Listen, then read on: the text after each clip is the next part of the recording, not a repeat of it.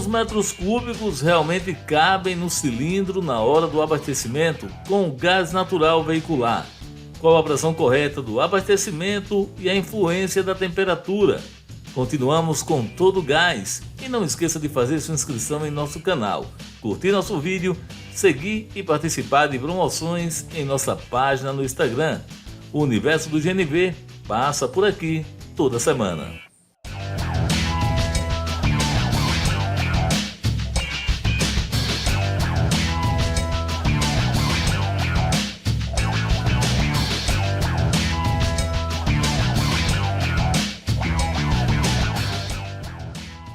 Vamos lá.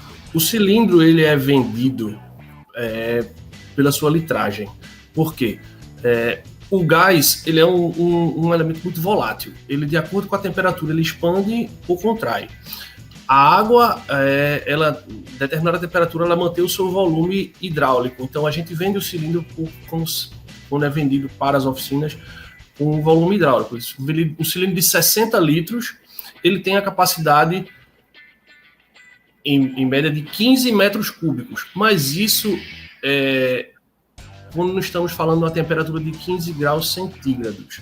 Ou seja, em Recife, se você disser que o cidadão abasteceu 15 metros cúbicos, é meio complicado, né? Então, porque em Recife nunca faz 15 graus centígrados. Então, quanto mais quente estiver o ambiente, menos gás vai caber dentro do seu cilindro. Uma dúvida muito comum na utilização do GNV é a capacidade volumétrica do cilindro ao abastecer. Essa capacidade ela pode variar em função de dois pontos muito importantes.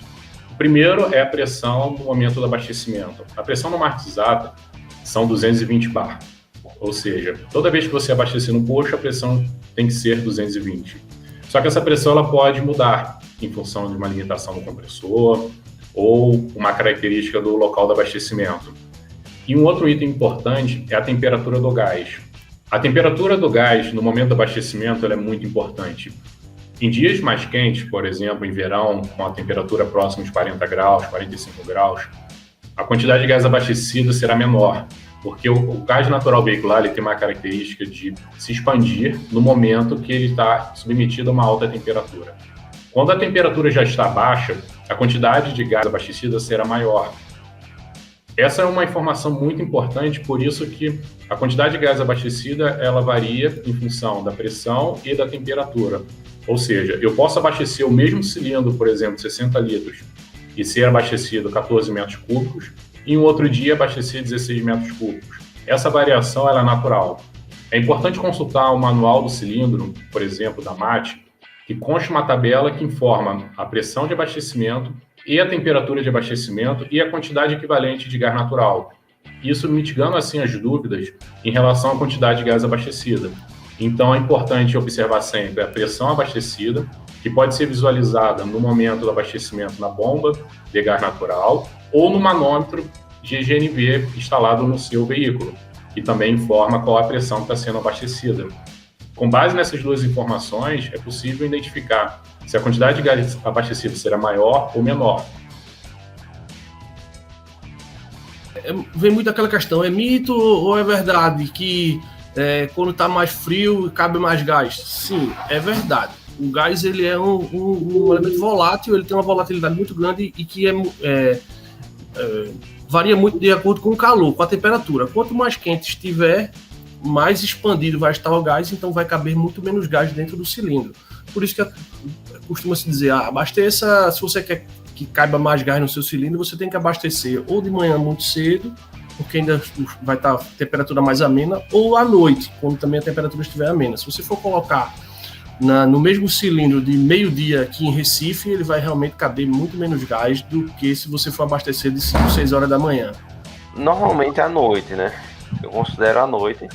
Primeiro porque você pega menos fila, né? E segundo porque todo combustível a alta temperatura ele se dilata, né? Isso é combustível líquido ou GNV. Então, quando você está abastecendo à noite, onde a temperatura está menor, você tende a colocar combustível mais concentrado. Eu prefiro abastecer à noite.